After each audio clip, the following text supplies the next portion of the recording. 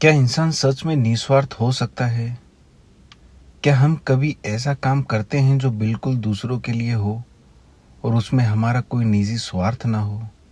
सच कहूँ तो दर्शन शास्त्र कहता है नहीं।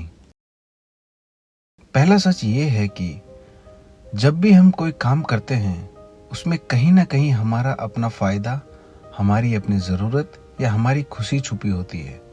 यहाँ तक कि जब हम दूसरों से प्यार करते हैं, माँ, पिता, पत्नी, बच्चे, तब भी हम असल में उस सुख से प्यार करते हैं जो वो हमें देते हैं। मतलब प्यार भी एक तरह का स्वार्थ है। अगर कोई ईश्वर है और मान ले वो सिर्फ प्रेम है, तो वह भी एक सच्चा निस्वार्थ काम नहीं कर पाएगा, क्योंकि कोई भी काम तब भी संभव है जब उसके पीछे कोई कारण, कोई निजी आवश्यकता हो। अहंकार बिना अहंकार के काम नहीं कर सकता। अब सोचो, अगर कोई इंसान पूरी तरह दूसरों के लिए जीना चाहे तो वो असंभव है, क्योंकि दूसरों के लिए जीने से पहले उसे खुद के लिए बहुत कुछ करना होगा। और मजेदार बात यह है कि त्याग करने वाले लोग केवल तब तक जिंदा रह सकते हैं जब तक इस दुनिया में स्वार्थी लोग भी जिंदा है।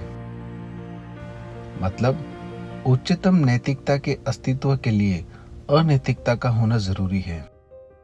अब दूसरी बड़ी बात आती है ईश्वर और पाप की। जब तक लोग ईश्वर पर विश्वास करते हैं, वे पाप और अपराध बोध से डरते हैं। लेकिन जैसे ही ईश्वर की धारणा टूटती है, पाप का डर भी खत्म हो जाता है। फिर इंसान को सिर्फ इतना लगता है कि उसने मानव नियमों या परंपराओं का उल्लंघन किया है, लेकिन उसकी आत्मा किसी शाश्वत दंड से नहीं जकड़ी है।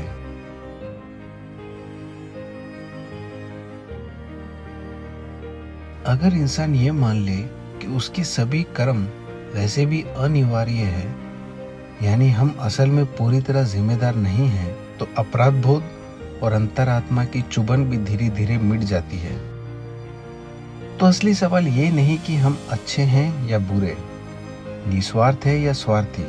असल सवाल ये है, क्या हम इस सच्चाई को स्वीकार करने की हिम्मत रखते हैं कि हर काम के पीछे हमारा अपना स्वार्थ है?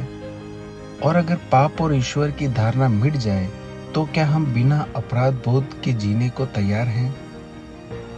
अगर आपको ये विचार सोचने पर मजबूर करता है, तो वीडियो को लाइक कीजिए और अपने दोस्तों से शेयर कीजिए और कमेंट में बताइए, क्या निस्वार्थ काम वाकई संभव है?